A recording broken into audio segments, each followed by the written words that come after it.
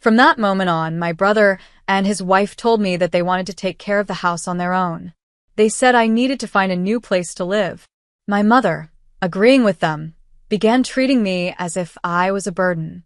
Did they even realize who had been paying most of the bills for the house? I couldn't believe the level of disrespect I was facing. Deep inside, I made up my mind to take action. My name is Rachel. I am a 33-year-old woman living at my parents' home. I moved back in after finishing college. At first, I tried working in the corporate world to build my career, but it was too overwhelming for me. The pressure was too much, so I decided to return home. While I was unemployed, I started looking into jobs I could do from home. Since I had a background in science, I began working as a freelance engineer. I started with small projects, and the money wasn't great in the beginning. Still, the experience of working for myself was very rewarding. Working independently felt very different from regular jobs. I realized I could earn a decent income without dealing with constant office politics or unnecessary social interactions. Over time, I got better at what I was doing, and my confidence grew. As a result, I started getting more projects and earning more money. Within a year, I was making as much as someone working a regular corporate job. The real problem, though, wasn't the work itself. It was making my parents, especially my mother, understand what I was doing. My father listened and understood when I explained how I earned money. But my mother had a harder time accepting it. She believed in traditional ways of working, like going to an office, and she didn't understand how I could make a living online. No matter how much I tried to explain, my mother would ask me things like, "How long are you planning to stay here?" It felt like she didn't believe my work was real. Even when I showed her proof, like emails from clients and bank statements showing my income, she still didn't trust it. She thought my job was shady or part of something suspicious, like a scam or some strange religion. It didn't matter how many times I showed her that the payments were legitimate or that my work was completely honest. She kept worrying, saying things like, "What if you lose this job? What if you end up depending on unemployment benefits?" Those don't last forever. Her doubts were endless, and no explanation seemed to reassure her. Despite this, I kept pushing forward, determined to prove that my work was real and that I could succeed on my own terms. It wasn't easy, but I knew I had to stay strong and keep going. I had been thinking about living on my own, but I didn't have enough savings to make it possible yet.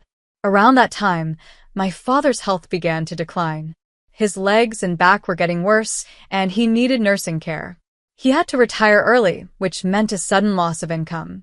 My father tried to reassure me by saying, "My pension will be enough." But I knew my mother's spending habits, and I wasn't sure they could manage. My father looked so tired and worried about the uncertain future. My father had always supported me through college and even when I moved back home because of mental health struggles. The thought of leaving him alone while I went to live on my own felt wrong.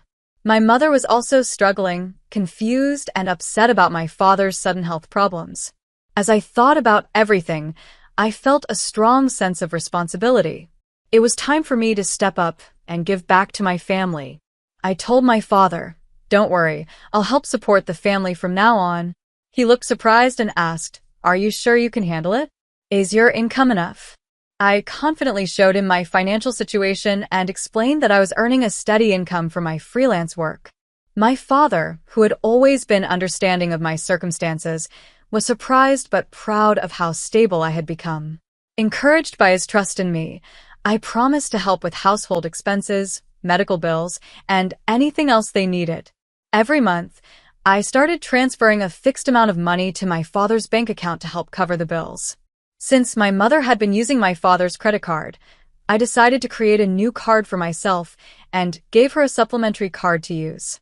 My father gently reminded her, "Please try to spend less and be careful with money." But my mother wasn't very happy. She questioned, "Shouldn't Rachel be the one to move out?" I explained how much I was contributing financially and how difficult it would be for them without my help. Even then, she didn't fully believe me or trust my efforts. It took my father's persuasion to get her to agree to let me stay at home and continue supporting them. As I kept working and helping with the household responsibilities, I noticed my mother started taking my help for granted. Her attitude became stricter, and she often made sharp comments. She would say things like, "Can't you finish your chores faster?" It felt like no matter what I did, it wasn't enough for her. Still, I stayed focused on helping my family and doing my part. I knew that even if my efforts weren't always appreciated, they were necessary, and I was determined to keep going for the sake of my father and our family. I tried to explain to my mother how difficult it was to balance my work with taking care of the house, but she didn't seem to understand. She dismissed my concerns as if they weren't important. Over time, the strain between us became obvious. Our relationship seemed to be getting worse, and I wasn't sure how to fix it. My father, on the other hand, understood how hard I was working and offered his support. Even though things were difficult between me and my mother, we kept going like this for a whole year. After that year, my father's health suddenly took a turn for the worse. He needed to be hospitalized, and I began visiting him every day. I spent time with him, offering comfort and trying to reassure him. I could see how much he appreciated my efforts, and he often thanked me. "I know it's not easy with your mother, but thank you for everything you're doing," he would say. His words meant a lot to me, especially since I knew the situation at home was becoming more difficult. As my father dealt with his health issues, the relationship between my mother and me continued to worsen.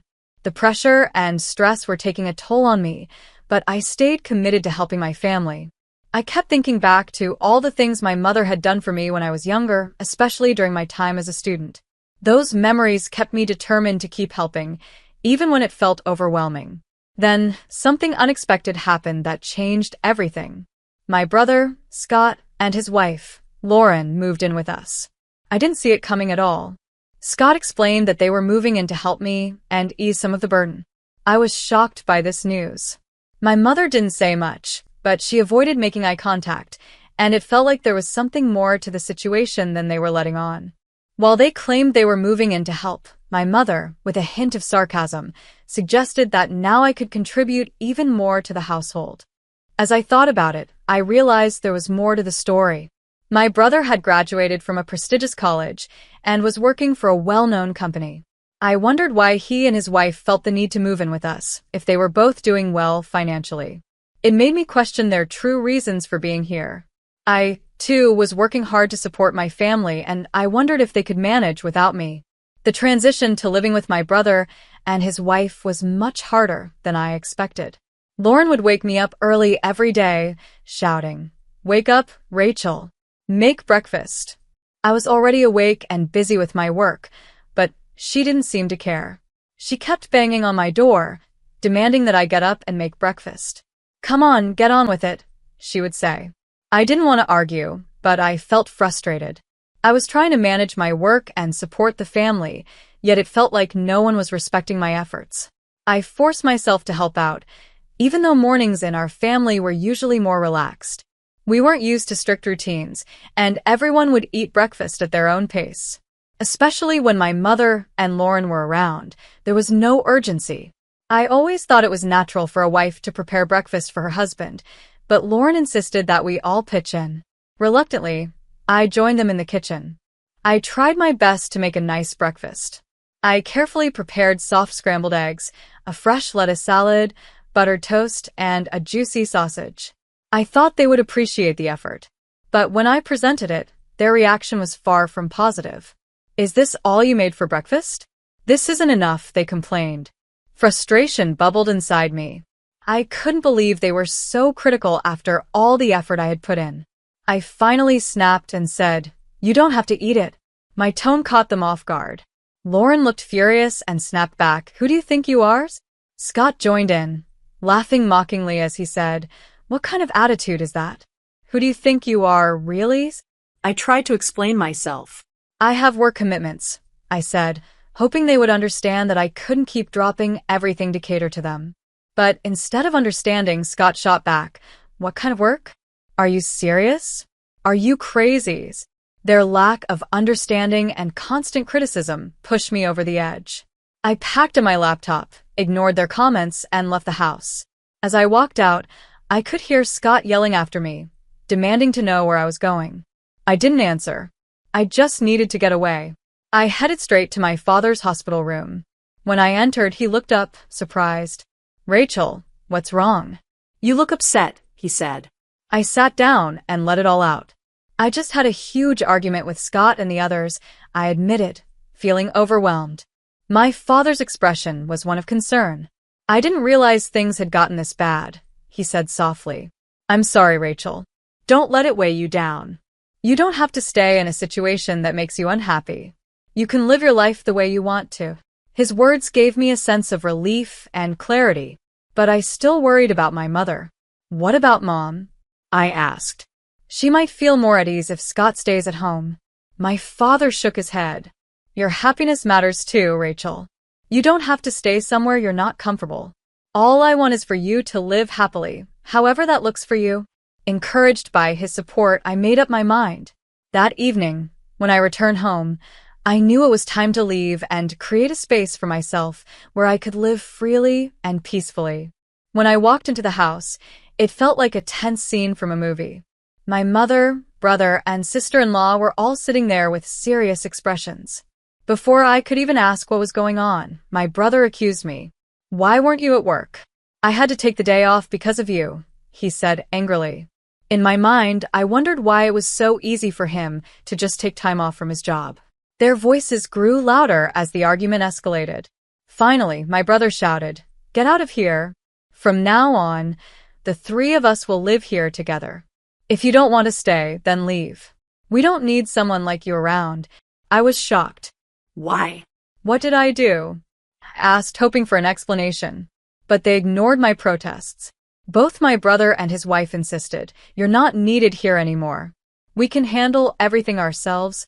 Even my mother, siding with them, seemed to think I was just getting in the way. I felt anger and frustration building inside me. They completely ignored everything I had done for the family, especially my financial contributions. They were so focused on their own concerns that they didn't care about my efforts. Furious at their insensitivity, I decided to take action. I quietly transferred all the money linked to the credit card my mother used every day into another account under my control. I knew she'd be shocked when her card stopped working. Then, I moved the money from my father's account into a separate account I created specifically for his medical expenses. My mother didn't know about this change. I had effectively shifted the family's financial responsibilities onto my brother and his wife. Although I didn't know exactly how much my brother earned, I was sure this would put a lot of pressure on him. Once I finished sorting out the finances, I packed my belongings. Standing in front of them, I declared, "I'm leaving." They were caught off guard by my announcement. For a moment, they seemed stunned. But as I watched them, I could tell they were secretly enjoying the situation. My brother sneered, "Finally, you're leaving. We've never dealt with someone as troublesome as you. You're not coming back, are you?" "Of course not," I replied firmly. "And don't contact me." They smirked and mocked me as I walked out the door, but I couldn't help wondering what they'd think once they realized how much they depended on me. Starting over in a peaceful new place, I felt a sense of relief. I finally had the freedom to live on my own terms. I poured my energy into my work and began to feel refreshed and focused. But, as I expected, my new peace didn't last long. My brother soon called me, disrupting the quiet I had worked so hard to create. "I told you not to contact me. What's the problem now?" I asked sharply, unable to hide the irritation in my voice. On the other end of the line, my brother sounded surprised and a little desperate. "Rachel, what did you do with the family finances?" he asked urgently. "We can't manage anything anymore." I stayed calm and replied, "I told you many times about my work and how I was managing everything. But neither you nor Mom believed me. I've been supporting all of you this whole time." "Well, Mom said a lot of things and I guess I got confused," he admitted, his voice shaky. "You can't expect me to keep helping now that I'm gone. It's your responsibility to figure it out," I told him firmly. Not long after that, my brother called me again. This time he was practically begging. "Rachel, I need money. Please help," he said urgently. I was confused. "Are you joking? Don't you have a good job at a big company?" I asked. To my shock, he confessed, "I got fired, Rachel. I made a big mistake at work." His words left me speechless. I began to realize why he had come back to our parents' house. He must have thought there was plenty of money, maybe relying on the idea of a stable pension after our father retired. The thought of him discovering the truth about who had been supporting the family amused me, but I also felt disappointed. Soon, his wife and our mother joined in, asking for money. They said they were almost out of savings. My mother even admitted, "Your father refuses to contribute to the household finances anymore." I had enough. "I've supported all of you for long enough. It's time for you to take care of yourselves," I said firmly. I cut ties with their financial problems and told them I wasn't going to help anymore. My father, tired of the constant strain in his relationship with my mother, decided to leave quietly. He consulted a lawyer and moved to a peaceful place to live on his own. I continued visiting him daily, but I focused on building my own life. Meanwhile, I heard updates about my brother from a mutual friend. He had moved into a small apartment and was living very frugally.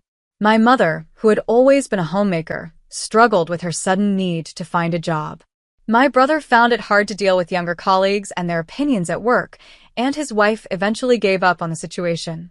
She left him, leaving my brother and mother to handle their challenges together. My mother still had her old habit of overspending, and I worried about the debts she was piling up. Despite all their struggles, I knew I had made the right decision to step away. It was time for them to learn how to handle life without relying on me. However, I realized I couldn't keep helping everyone. I decided to focus on my own goals and worked hard in a peaceful and comfortable space. Slowly, I saved more money and thought about exploring new opportunities. While building my future, I made sure to spend meaningful time with my father, who always stayed positive and cheerful. I appreciated every moment with him, knowing how important these memories would be.